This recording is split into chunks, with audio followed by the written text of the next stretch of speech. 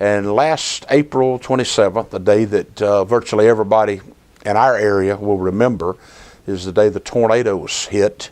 If my memory serves me correctly, there was over 600 tornadoes across the nation that day, and many hit our area. We went to Ruby Tuesdays to have dinner, and we enjoyed our meal. And of course, we knew the weather reports were out of possible tornadoes. And of course, I've always heard they won't come across the mountains. Don't believe that anymore. But we were having dinner, and as a matter of fact, we were through with dinner, and I'd given the waitress my credit card to pay the bill. And the lights flickered a couple of times while she was gone, and then they went out.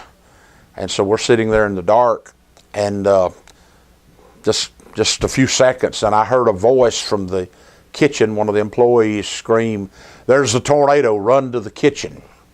And where I was sitting in the main dining room, along with a minister from South Africa by the name of Johan Brewer, my evangelist, and he was ahead of me, and I'm the last one to leave the dining room.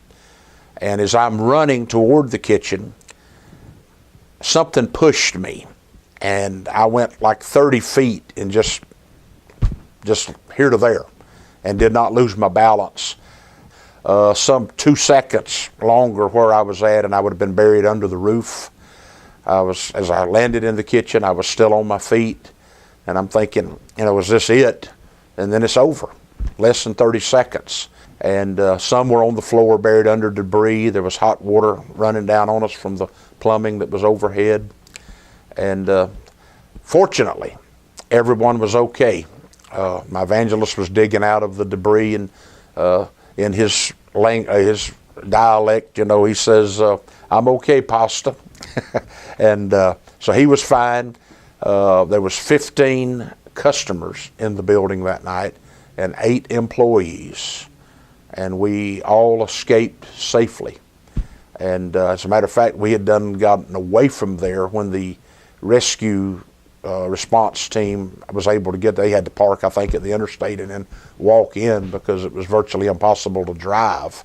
Understanding when they arrived, they thought everybody in that building was dead. All that was standing was just at the back corner where the cooler, and some had actually got inside the walk-in cooler, but I never got that far. And 8 deaths. There was 4 in one household in Cherokee Valley.